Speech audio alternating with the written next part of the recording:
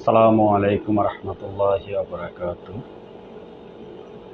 চোর কখনো নামাজি হইতে পারে না, নামাজি ব্যক্তি কখনো চুরি করতে পারে না।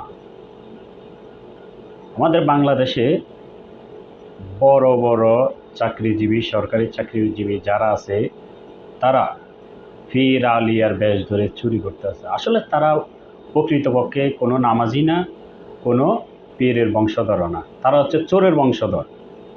একজন ড্রাইভার কিভাবে বিসিএস প্রশ্ন পাস করে হাজার হাজার টাকা ইনকাম করে, তার আলিশান বাড়ি, সে 5 ওয়াক্ত নামাজ পড়ে, লেবাসদারি চোর। এরা হচ্ছে লেবাসদারি চোর। এরা আসলে প্রকৃতপক্ষে কোনো নামাজি না, কোনো পীরের বংশধর না।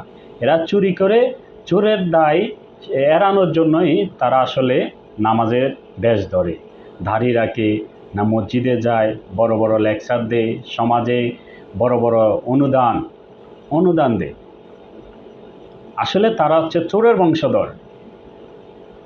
তারা কখনো নামাজি হইতে পারে না।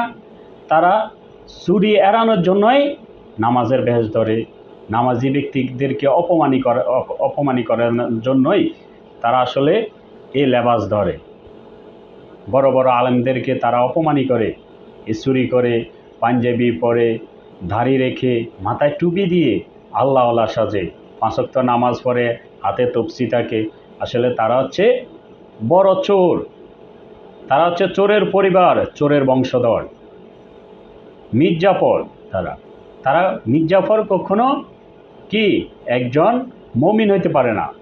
চোর কখনো নামাজি হইতে পারে না। এই জিনিসটা সবসময় খেয়াল রাখবেন।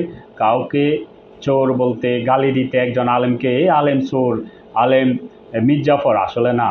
তার অতীত অতীত দেখেন, আসলে সে চোরের বংশধর। আসলে সে একজন চোরের পরিবারের সদস্য, যার জন্য ওই চুরি এড়ানোর জন্য, চুরি থেকে বাঁচার জন্যই তারা নামাজে সুরত ধরে, নামাজ পাঞ্জাবি পরে, তারা দাড়ি রাখে, সমাজে বড় বড় লেকচার দেয়। আসলে চোরের মায়ের বড় গলা। দেখেন, আপনারা প্রমাণ পাবেন ইনশাল্লাহ। আর আমার ভিডিওটা যদি আপনাদের কাছে ভালো লাগে, তাহলে একটা শেয়ার দেবেন, একটা লাইক করবেন। আসসালামু আলাইকুম রহমতুল্লাহ।